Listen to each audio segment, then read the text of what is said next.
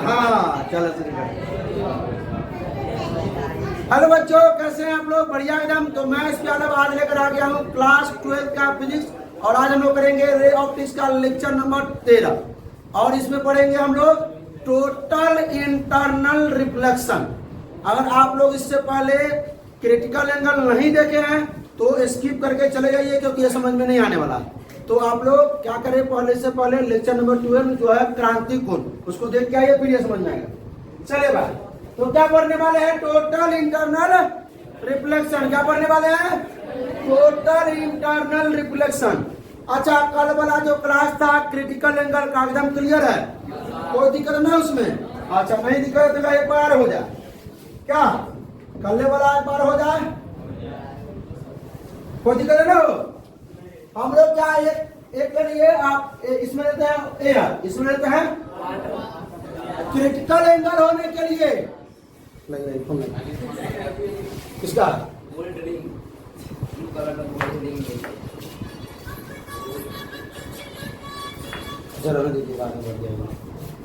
चले बस नहीं। टोटल इंटर कर ले हम लोग पढ़े क्रिटिकल एंगल। क्रिटिकल एंगल होने के लिए क्या होना चाहिए? किधर से किधर जाना चाहिए? प्रकाश विकिरण को डेंसर से रेयर में, किधर जाते हैं? डेंसर से रेयर में। तो इधर मान लेते हैं हम लोग एयर, क्या मान लेते हैं? इधर मान लेते हैं वाटर। हेलो हेलो, ठीक है, आप आज शाम तक हो जाएगा। जी जी, चलो ये देखो, ये हम लेते हैं वाटर, वाटर लेते ग्लास। अब बताइए ये कौन सा मीडियम हुआ? रेयर। आइए डेंसर। कौन सा मीडियम हुआ? ये होगा क्या आपका विरल माध्यम। ये आपका हो गया प्रकाश विकिरण। किधर से किधर लेके जाना है भाई? क्रांति कोण किधर? इधर से इधर, डेंसर से रेयर, डेंसर से रेयर की तरफ लेके जाना है। ठीक है, ये है आपका इंसिडेंट रे। हिंदी में क्या कहते हैं? आपतित किरण, इंसिडेंट रे है। यहाँ पर पढ़ने के बाद भाई ये पारदर्शी माध्यम है। कौन सा माध्यम? तो भाई ये रिफ्लेक्शन तो नहीं होगा। क्या होगा? अपवर्तन होगा, यानी मुड़ेगा। रिफ्रैक्शन होगा, मुड़ेगा नहीं, रिफ्रैक्शन होगा। तो चलिए इसको हम क्या करते हैं? अविलंब बनाते हैं। पहले क्या बनाना है? अविलंब, तब ना भाई मुड़ेगा। ये अविलंब बनाना होगा। क्या बनाना है? अब बताइए, खड़ा होइए, देख करके हिलना नहीं चाहिए। अब बताइए, ये जो आपकी किरण है इंसिडेंट रे, वो अब ये आपका हो गया नॉर्मल। क्या हो गया? अविलंब से दूर हटेगी कि अविलंब की ओर मुड़ेगी? अविलंब की ओर मुड़ेगी। डेंसर से रेयर में जा रहा है, अविलंब से दूर जाएगा। डेंसर से रेयर में जाना, अविलंब से दूर हो, बैठ जाइए।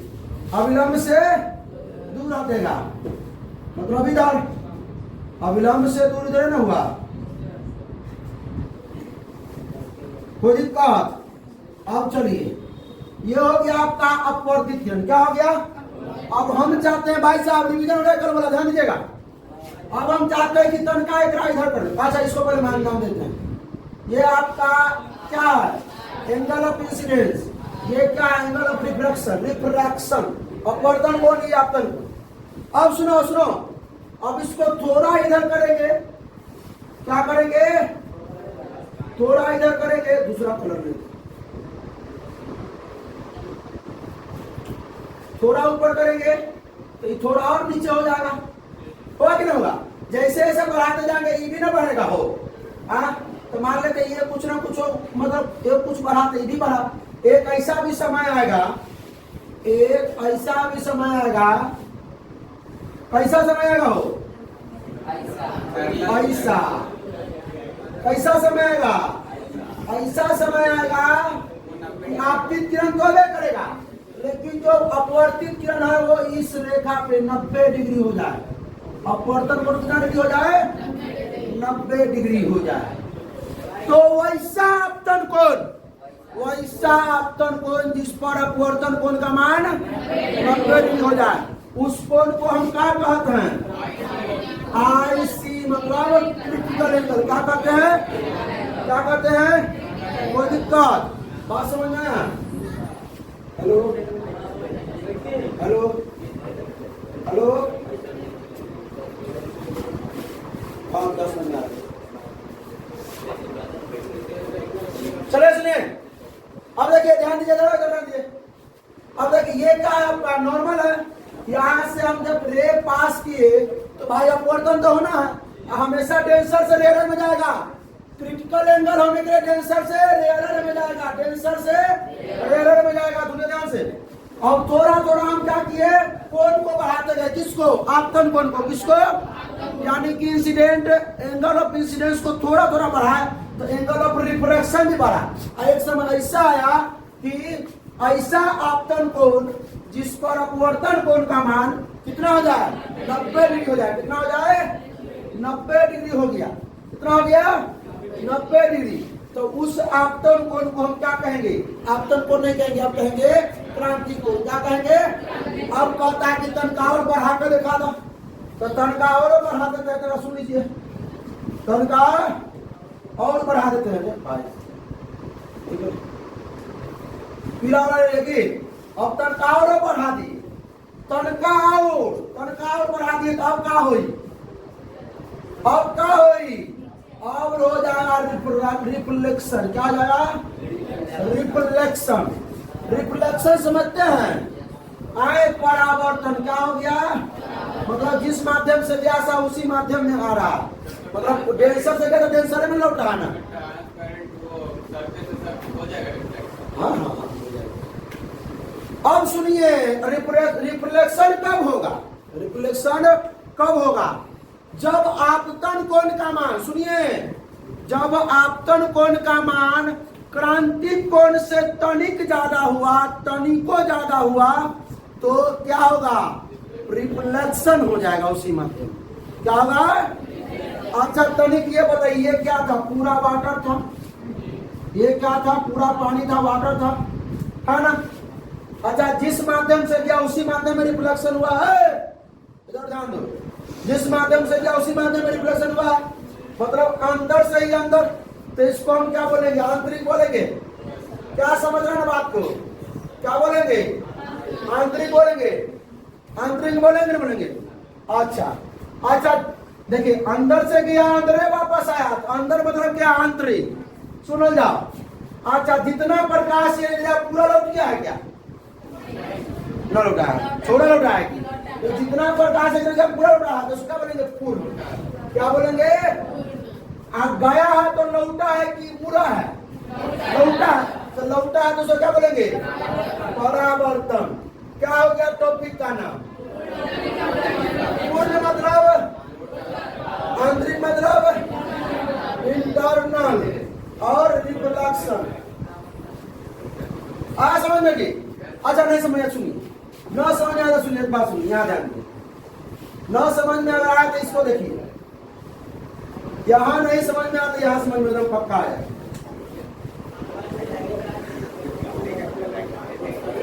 अरे सुन भाई, इधर देख, आ जाएगा अभी, पक्का समझ में आ जाएगा। यहाँ देखो, उसमें हौज पच हो गया, उसमें लेकिन क्रिटिकल एंगल समझ में आया था।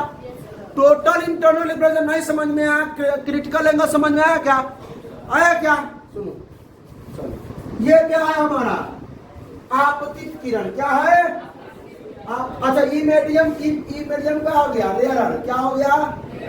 मतलब हिंदी में कहते हैं इसको विरल। क्या कहते हैं? विरल। क्योंकि इसमें लिए हम लोग हवा, वायु लिए। इधर क्या लिए हैं?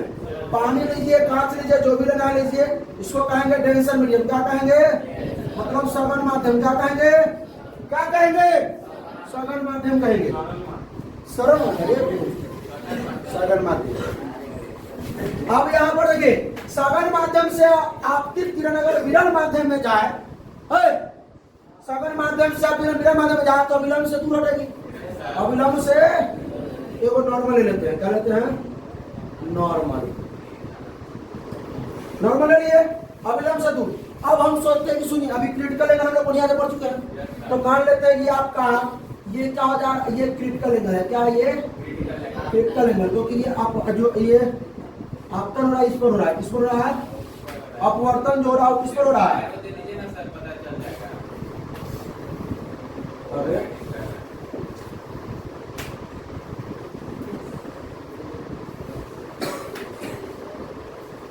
यहाँ कोई दिक्कत? अच्छा इस तरह से बड़ा कर दो। चलिए अब हुआ ये क्या हुआ? अपवर्तन। क्या हुआ ये? मतलब क्या? देखिए क्रिटिकल एंगल किसे कहते हैं? किसे कहते हैं? जब आपतन कोण उस वैसा आपतन कोण जिस पर अपवर्तन कोण का मान, जिस पे अपवर्तन कोण का मान 90 डिग्री हो जाए। कितना हो जाए? है कि नहीं 90 डिग्री? बताइए। अब टोटल इंटरनल लिबरेशन क्या? अब तन को इसको इन्हें बढ़ाएंगे, तन को बढ़ाएंगे, तन को। अब ये क्या हो जाएगा? नीचे आएगा कि नहीं आएगा? भाई यहाँ था तो ऐसे मुड़ा था, मतलब यहाँ रहा होगा तो ऐसे मुड़ा होगा, यहाँ थोड़ा अगर आगे रहा होगा ऐसे मुड़ा होगा कि हाँ। अब ज्यादा बढ़ा दिए तो ऐसे पूरा पूरा इस अक्ष पे चलाया कि कोई दिक्कत, सरफेस पे चलेगा। अब तनका एक आगे बढ़ाएंगे, हम थोड़ा आगे बढ़ाते हैं, थोड़ा आगे बढ़ाते हैं, थोड़ा इससे आगे क्रिटिकल एंगल से थोड़ा आगे, तन को एक को चुटकी आगे बढ़ा देंगे, तन को आगे बढ़ा देंगे आपतन कोण का मान, तो वो क्या हो जाएगा? रिफ्लेक्शन। क्या हो जाएगा? वही बात समझ में आया भाई? यहाँ था तो यहाँ था, तन का आगे बढ़ा फिर इधर आया, तन का आगे बढ़ा फिर इधर आया, तन का आगे बढ़ा फिर इधर। अब तन का आगे बढ़ाएंगे तो अब तो इधर आगे करेगा, तो उसी माध्यम में लौटा कि नहीं लौटा? तो बात समझिए। टोटल इंटरनल लिबरेशन का परिभाषा क्या बताइएगा? कि यदि आपतन कोण का मान, यदि आपतन कोण का मान क्रांतिक कोण के मान से ज्यादा हो जाए, क्रांतिक कोण के मान से ज्यादा हो जाए तो अपवर्तित नहीं होगा, अपवर्तन नहीं होगा, परावर्तन हो जाएगा उसी माध्यम में, परावर्तन हो जाएगा। और उसी को क्या कहते हैं? उसी फिनोमेना के, उसी घटना को क्या कहते हैं? Total internal. क्योंकि भाई इधर गया था उधर आया, ये पानी में पानी था, ये क्या था? ये पानी था, पानी में था, पानी में पानी से गया था, पानी में ही लौटा, मतलब अंदर से गया अंदर लौटा, जितना गया उतना ही लौटा। जाने के बाद अपवर्तन नहीं हुआ, क्या हुआ? परावर्तन हुआ। तो देखिए सबसे पहले जितना किरण गया तो पूरा के पूरा परावर्तन हुआ कि नहीं हुआ? तो इसको कहेंगे हम टोटल, क्या कहेंगे? पूर्ण कहेंगे। अब सुनिए, अंदर से गया था ना ये, अंदर ही लौटा तो क्या कहेंगे? अंदर वो क्या कहते हैं? इंटरनल। क्या कहते हैं?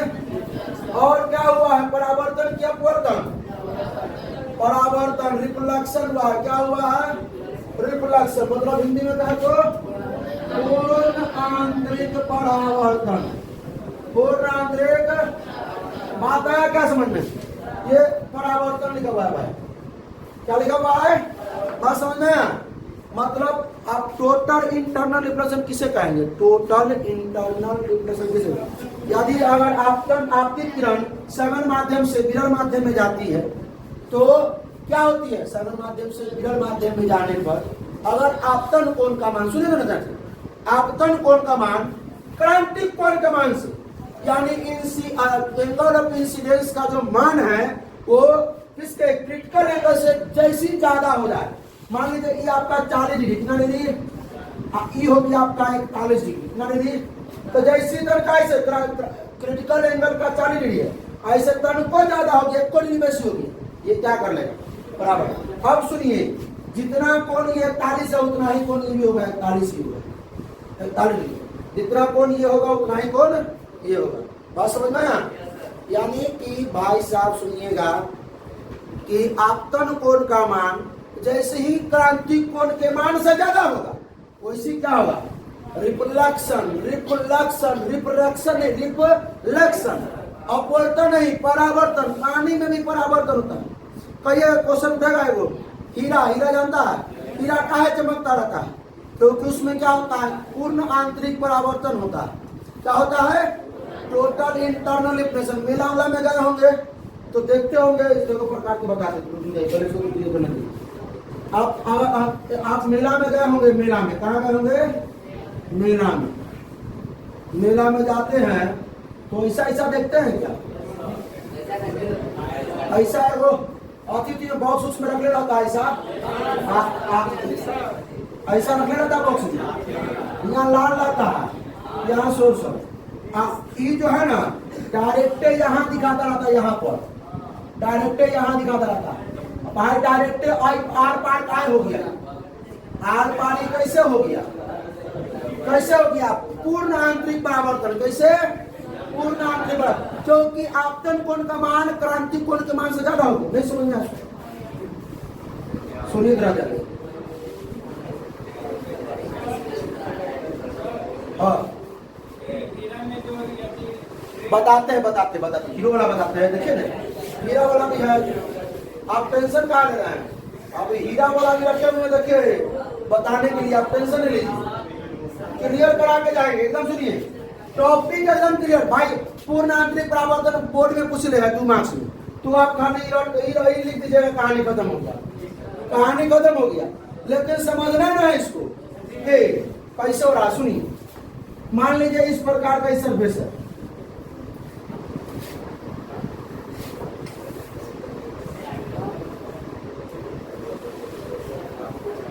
इस प्रकार का सरफेस है ना। अब कोई सुनो सुनो सुनो सुनो बतिया करे, कहानी खत्म है तो समझ में नहीं आएगा। सुनो यहां से प्रकाश किरण यहां गया, दूसरा रंग से प्रकाश का किरण अगर यहां से यहां जाता है तो ये तो क्या गया विलंब है, ये क्या है।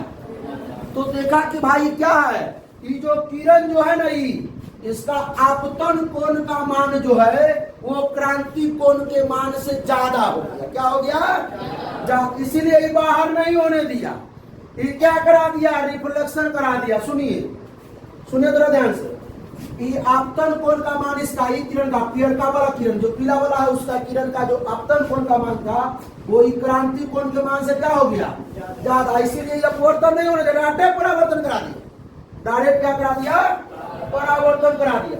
तो एकरा बाहर नहीं मुड़ने देगा, एकरा वही में गया तो वही में रहा। अब फिर यहाँ आई, यहाँ आया तो यहाँ भी क्या होगा भाई साहब, यहाँ भी क्या होगा अभी। तो फिर देखा कि भाई ये विलंब जो आपतित किरण इसके लिए था, तो इसके लिए भी क्या हो जाएगा आपतित किरण, यह विलंब के लिए क्या हो जाएगा आपतित किरण। तो ये आपतित किरण है और यह विलंब, इसके पीछे कौन आपतन कोण, यहाँ भी आपतन कोण का मान क्या हो गया, क्रांति कोण के मान से ज्यादा हो गया। तो ज्यादा हो जाएगा क्या करेगा उसको, तो उसी माध्यम में परावर्तन करा देगा, मुड़ने नहीं देगा। फिर कहा कि दुआ तू परावर्तन हो गया, परावर्तन करा दिया, यहाँ आ गया। अब सुनिए फिर वही बात रहा, ऐसी करते करते मतलब ये विलंब है, ऐसे यहाँ मुड़ा, ऐसे यहाँ मतलब इसी प्रकार यहाँ आके निकला।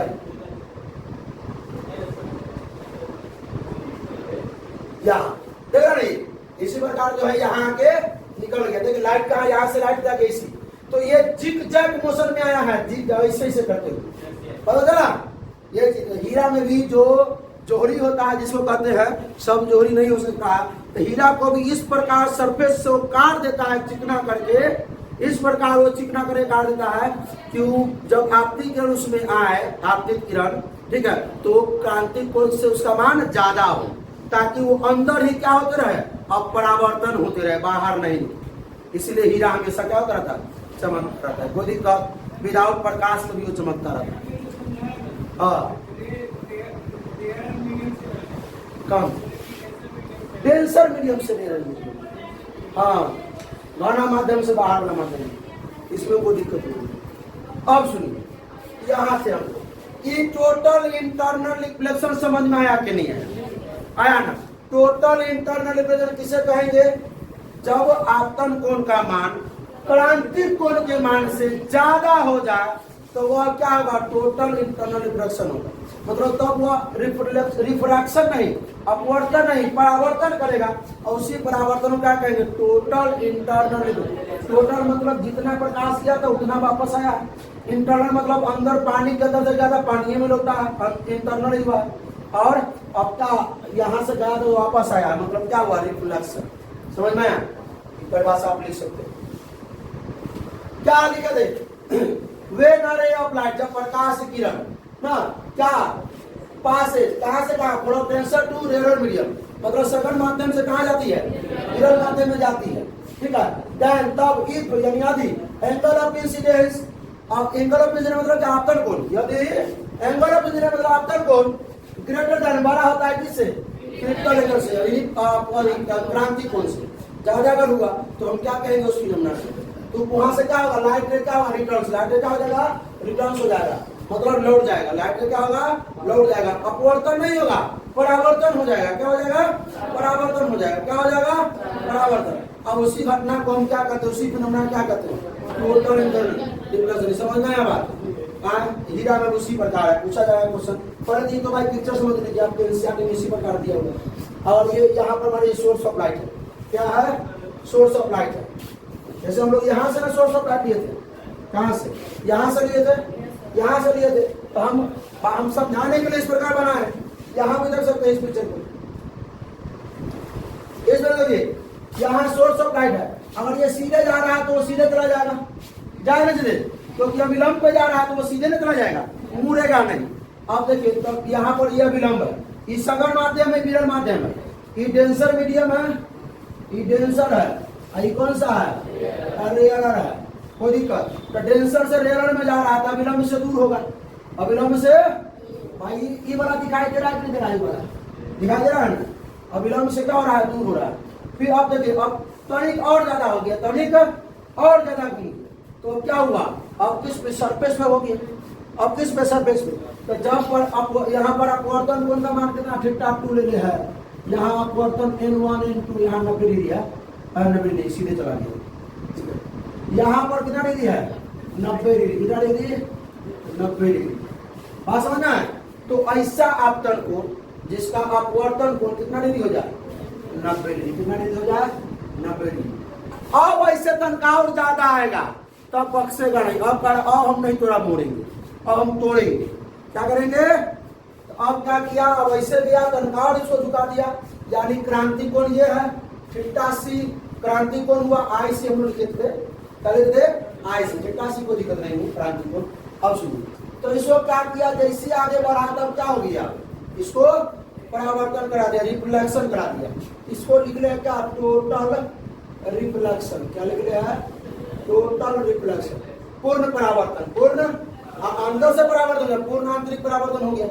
कोई दिक्कत, एनसीईआरटी में देख लीजिएगा, ठीक है, कोई दिक्कत। ऐसा पिक्चर कहाँ बनाना तो ऐसा बना लीजिएगा, और नहीं तो जो बनाए हम उसे बना सकते। उसमें देखिए वो क्रांति को दिखाना पड़ेगा।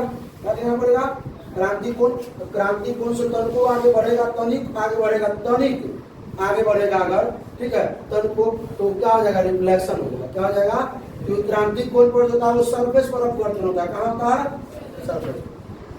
ये कुछ उसके गुण है, मतलब प्रॉपर्टीज है कि it follows law of reflection, या प्रकाश के परावर्तन के नियमों का पालन करता है ना।